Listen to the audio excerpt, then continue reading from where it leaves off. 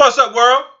What's going on? It's your main man, the author. Right back at that ass again. And there's another one. What's going on, man? I'm gonna make this brief video, man. I'm a tongue tied, man. I was thinking about this early this morning, man. This hit me, man. Early this morning. This hit me, man. Peace to all the subscribers. But this hit me, man. I remember back in the day, about 10 years ago, I was visiting a friend, right? Follow me, right? So I was visiting this friend, and we were talking about interracial dating, right? And me and my man, we used to have a certain way we used to think about things in terms of interracial dating. We were saying, well, you know, we were both raised by a single mother, so it was like, yeah, don't never marry a white girl, right? But we were kind of over that. We were like in our mid-20s at the time, so I was talking to his little brother. And his little brother just happened to be there. Sometimes his little brother was there with us. So this time his little brother was there, and he was like, we were talking about some type of basketball player. This famous basketball player, I think, had married this white chick, or some type of movie star or basketball NBA star or something. And you know, I was comparing mine to his, like, yo, you know, I like this one, and he was like, well, at least mine didn't sell out and marry a white girl. And then I was like, well, shit, so what? He's like, well, you don't have to marry a girl of your race. You don't have to marry another black girl, but if you marry a white girl, you a sellout, right? And I've heard this too. I have black female friends on Facebook talking about the weakest brothers marry white women and shit like that. Never trust a black man who's married a white woman. Shit like that, right? And so today when I got up, that made me realize, I started thinking about that, you know, conversation. Because sometimes, you know, a conversation from the past would just pop up in my head. And I didn't have the rationale to break it down back then, but it still stuck with me. But I have the rationale, the wisdom to break it down now, right?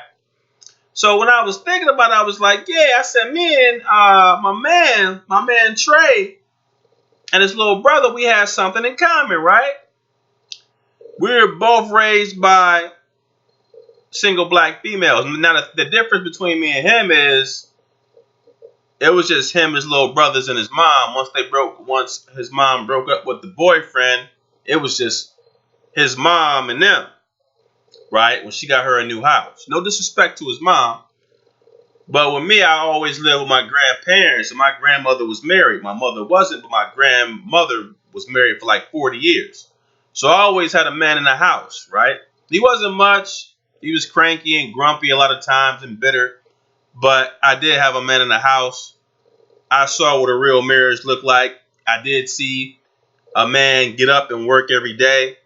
I went on certain jobs with him to help him when he did janitorial work. I used to help him. He'll give me $1 or $2. I drive with him, man. We sometimes drive a half an hour, 45 minutes to go to a place, and I help him knock it out, man. He have to go in there,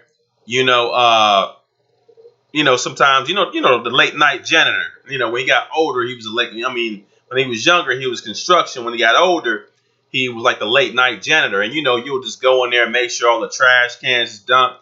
I used to go in there with him and make sure they were dumped because I would work. He gave me a couple bucks. That was cool.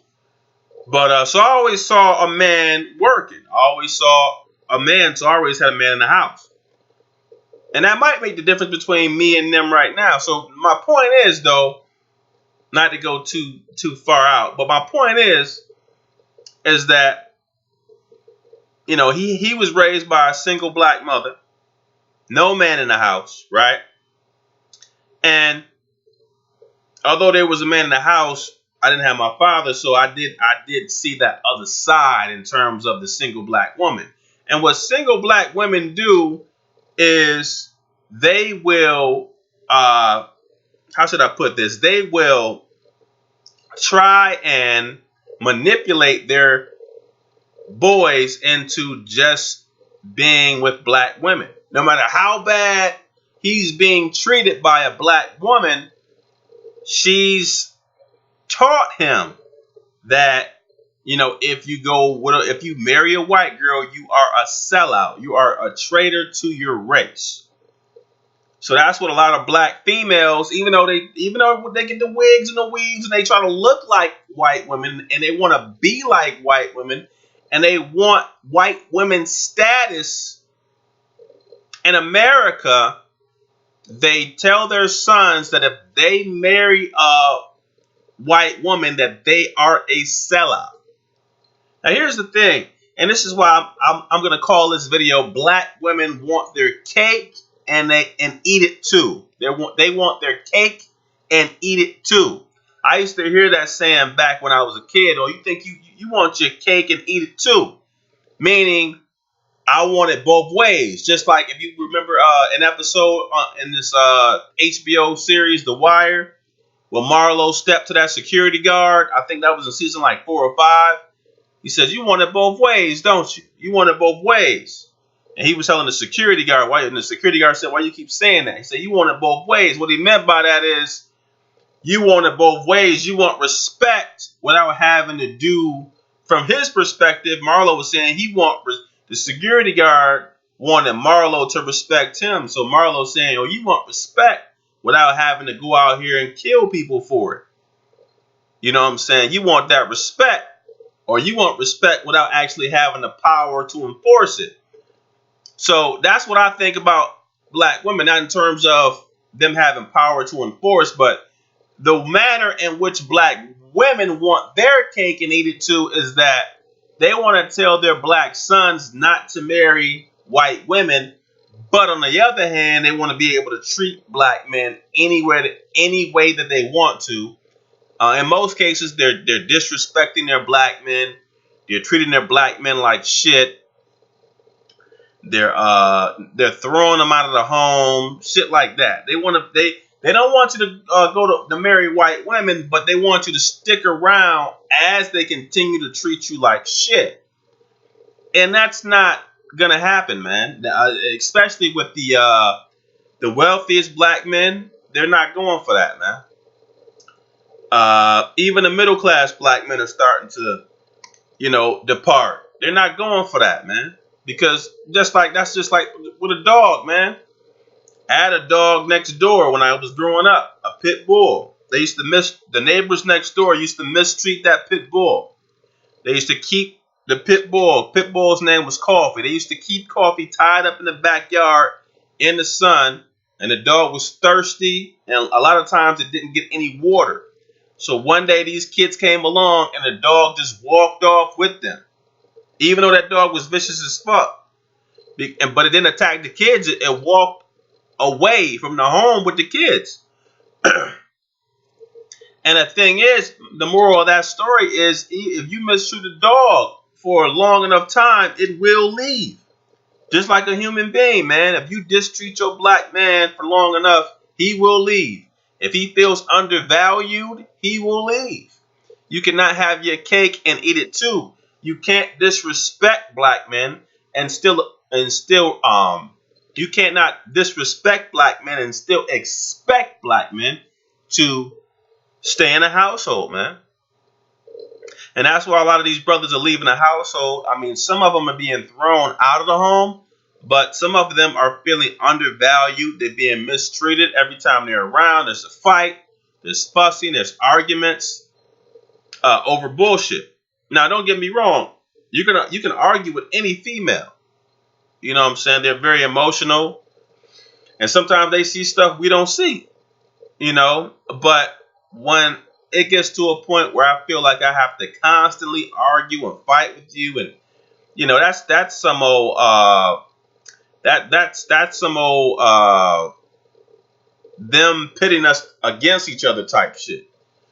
That's that white supremacy in the black household thing where she she feels like she has to compete with me.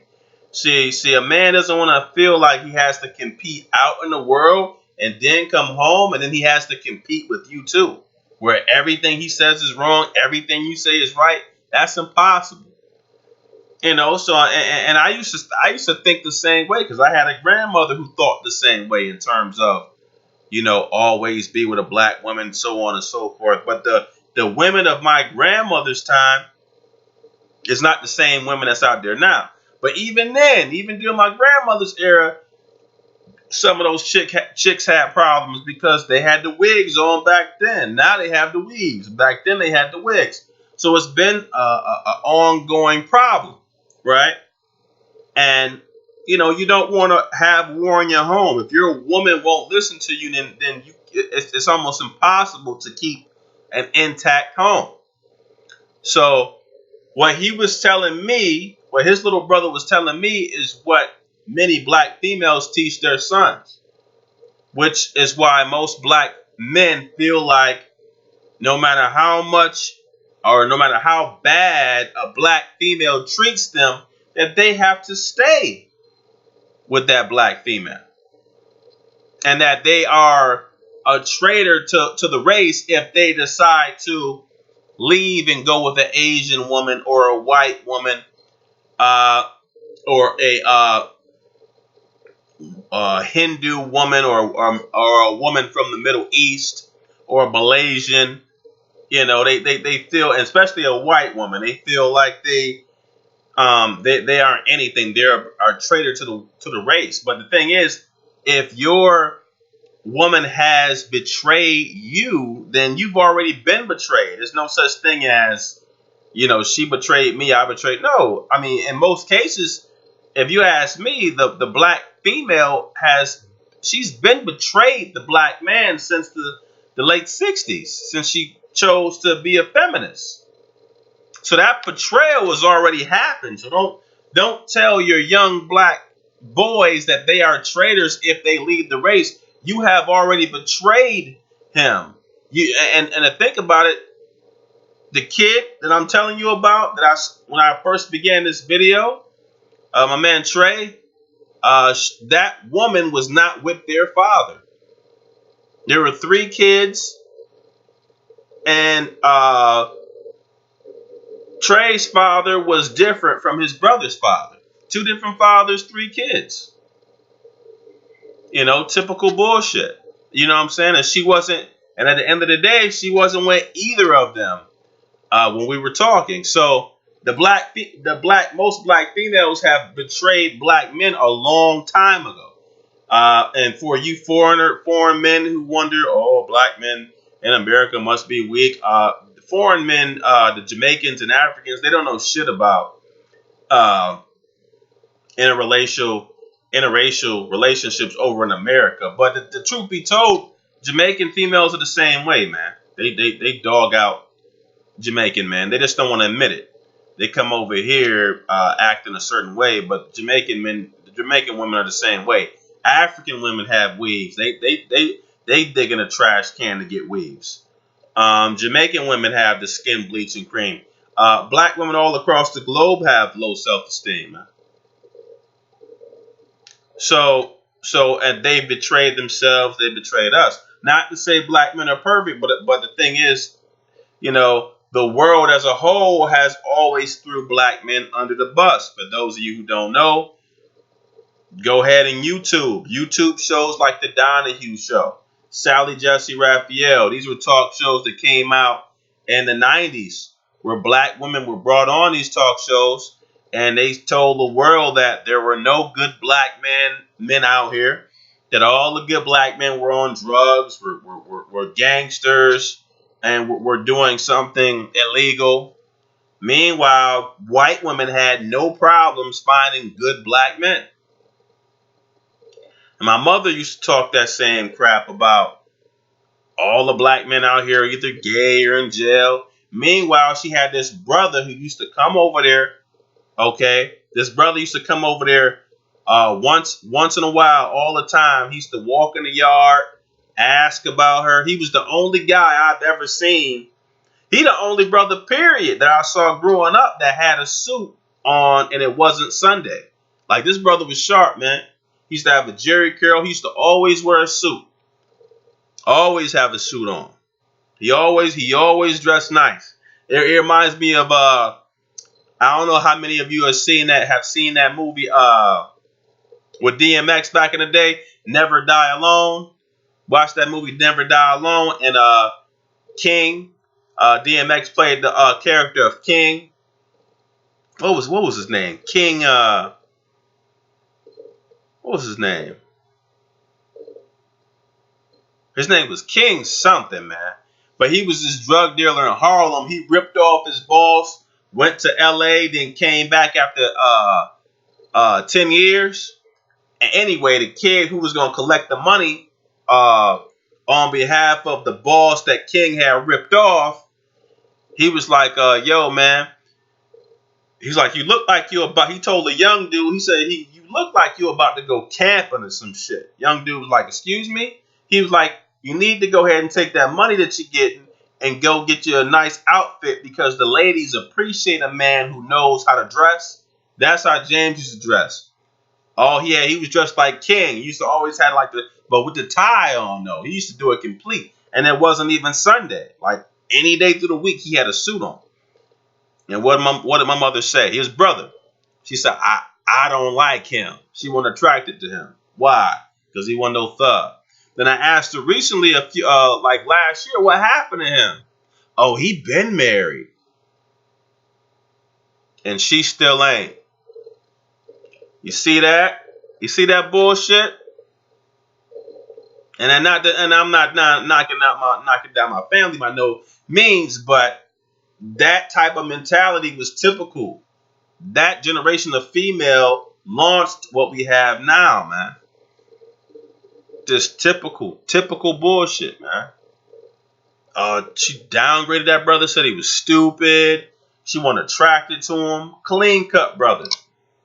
Like she was too good for him. But he been married. You still ain't married. Now she don't want to talk about it. She want to change the subject every time it comes up. And a lot of black females have been in that same situation, man. That brother, like that one brother who used to be on YouTube, was right. Black females got tricked out of their man, bro. They got tricked out of their man through feminism, or i.e. womanism. So that's my thing. You can't have your cake and eat it too, man. If the only brothers you giving head to are the worst gangsters, drug dealers, they gotta have money and all that bullshit, then you hate black men. You know, you shouldn't have to be the worst guy out there just to get a black female who got. And I'm starting to check out black females, man. They don't look too good. Wigs, weaves, fingernails, unusually long. That shit looks like a prostitute, man. Unusually long. You can't even fucking make a fist. That shit is disgusting. It's everything artificial. Way too much makeup. But yeah, having your cake and eat it too. You can't treat your man any way and expect for him not to stray. I mean, that's the truth. He gonna go somewhere. If he can't get love from you, he gonna get love from someplace else. I ain't want to make a long video, but be sure to like, subscribe, ring that bell, man. All right, keep the support going. And once again, it's your main man, the author. I'm signing out.